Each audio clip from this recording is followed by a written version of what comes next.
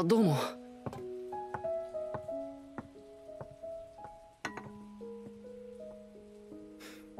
なんでだろう。懐かしい匂い。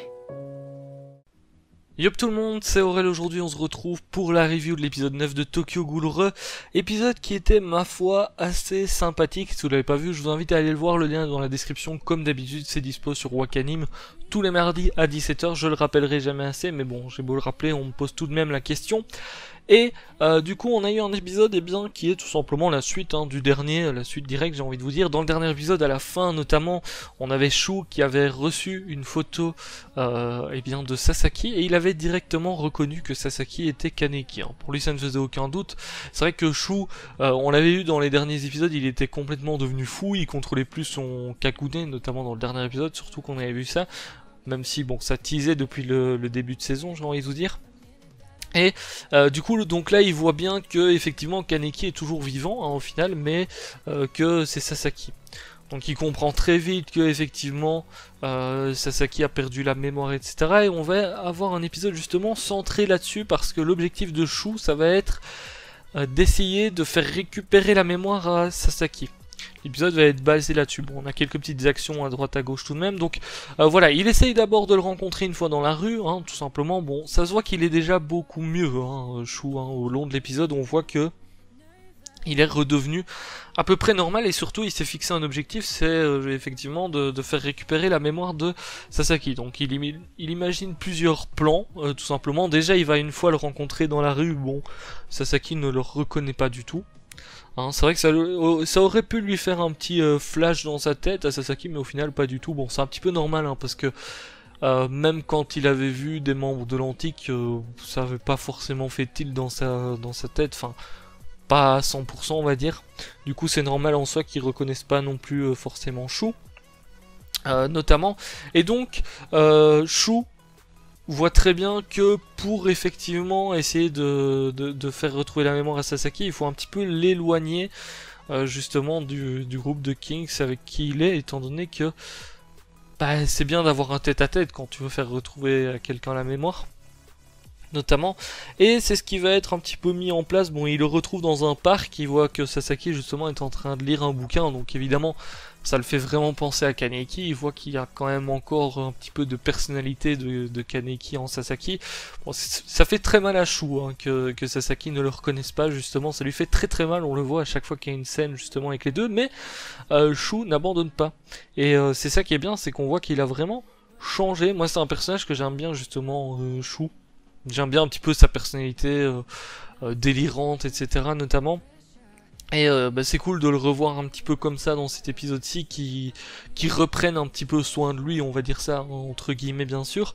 D'un autre côté, on a quelques petites informations, notamment on voit que Shiki est en train de torturer je sais plus comment est-ce qu'elle s'appelle, mais la personne qu'ils avaient capturée justement la dernière fois, qui fait partie de la famille Rosé. On voit que Shiki est en train un petit peu de torturer justement la personne, et du coup ça se voit que la famille réagit un petit peu en mode c'est pas vrai, il faut délivrer, enfin il faut arriver à la secourir tout simplement. Donc on a encore une fois cet esprit de famille qui est remis un petit peu en avant, j'avais comparé ça par rapport à Aogiri justement dans le dernier épisode, dans la dernière review, que je trouvais ça bien qu'on ait quelque chose de complètement différent, de complètement opposé à Aogiri. Et ça se voit encore une fois dans cet épisode-ci. Alors au final on a un plan qui est élaboré par Tanae, parce qu'il comprend très vite qu'il faut effectivement que Sasaki s'éloigne de son groupe de Kings, et même j'ai envie de dire perdre un petit peu le contrôle, pour refaire passer un petit peu le côté, la personnalité de Kaneki un petit peu en avant, on va dire. Donc il élabore un petit plan, notamment, et il demande de l'aide à certains membres de la Aogiri justement en les payant, etc. Et donc le plan ça va être tout simplement de attaquer le groupe des Kings et d'écarter tout le monde de Kaneki, tout simplement, enfin de Sasaki. Bon, vous comprenez, quand je dis Kaneki au lieu de Sasaki ou le contraire, c'est la même personne au final. Et donc effectivement son plan ça va être ça, va être d'éloigner Sasaki des autres. Au final c'est ce qu'il réussit à faire tout simplement avec la Aogiri, avec les membres de la Aogiri qui sont là. On a un petit peu tout le monde qui s'éparpille notamment, et surtout on a Sasaki qui reste seul pour affronter pas mal de membres au final d'Aogiri. Bon, Aogiri devait en fait tuer les autres membres des Kings et laisser Sasaki en vie, mais bon, eux ils s'en foutent, ils ont pas retenu qui est-ce qu'ils devaient tuer ou pas tuer, donc ils attaquent Sasaki à pleine puissance, on va dire ça comme ça.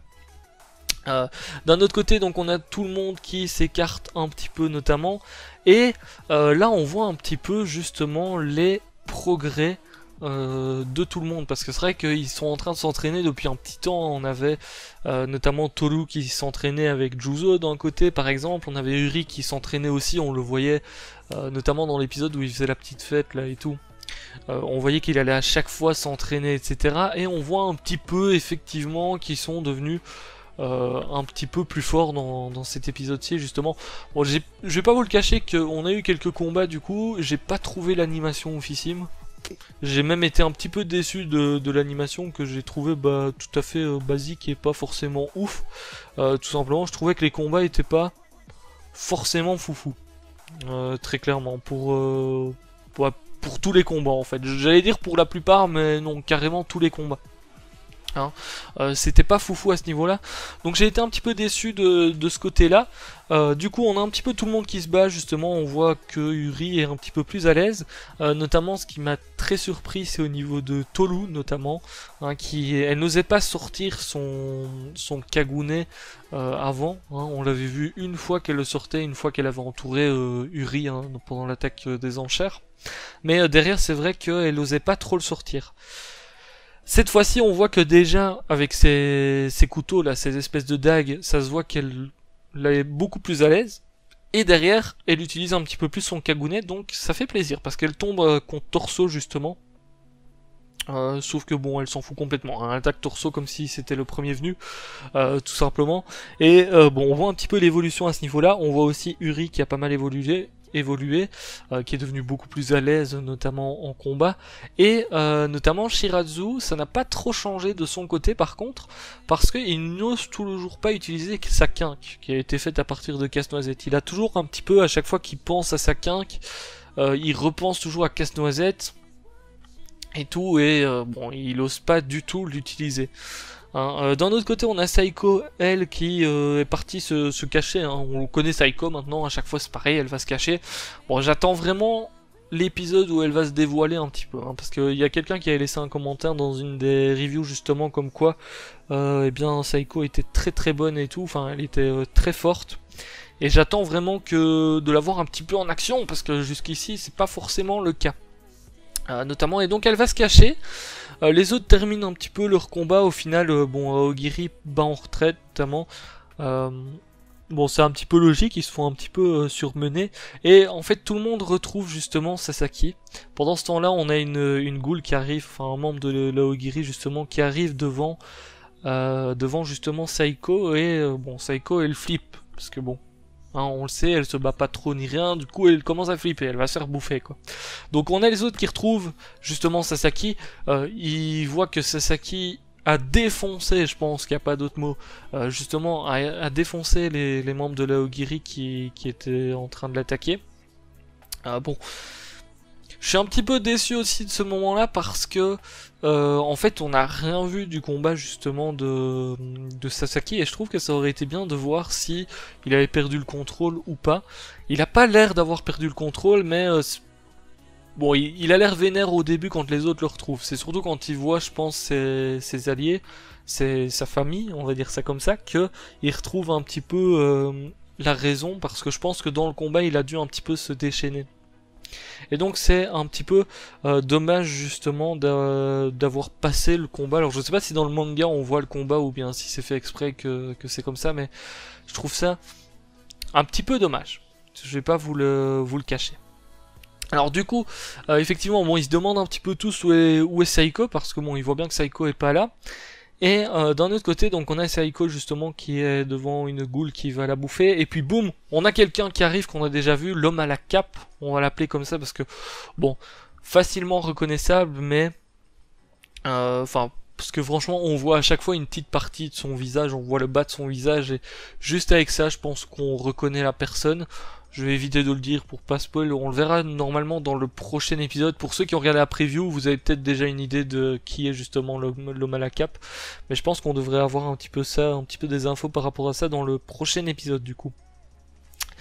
Et bien justement, l'homme à la cape sauve justement Saeko. Bon, Saeko elle est là, elle a peur, elle dit quand même merci.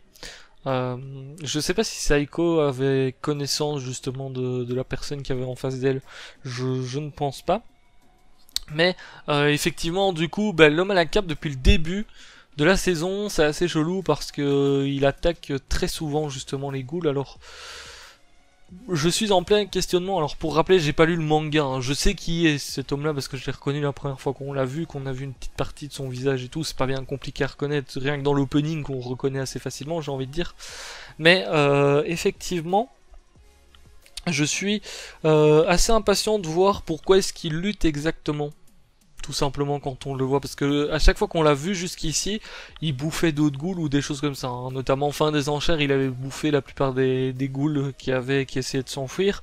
Ici pareil, mais d'un côté, bon, est-ce qu'il est vraiment du côté des gentils ou bien est-ce qu'il s'attaque tout simplement à tout le monde? Parce que est-ce qu'il défendrait pas juste les gens un petit peu plus faibles? Parce qu'au final, Saeko pour le moment, elle passe pour une faible, hein. On n'a jamais vu son Kagune, enfin voilà, quand là par exemple elle a pas voulu se battre, elle s'est pas battue du tout ni rien, on voit bien que elle a l'air faible en gros quand tu la vois, hein.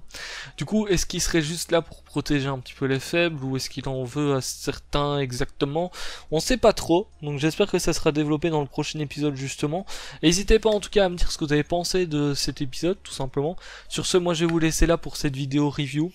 J'attends les prochains parce que bon, c'est vrai que comme je vous ai dit, j'étais un petit peu déçu des combats de cet épisode-ci. Donc j'espère que dans les prochains, ça sera un petit peu mieux. Et sur ce, moi je vous laisse là. Ciao, bye bye. Can you feel it? I see it in your eyes. I can smell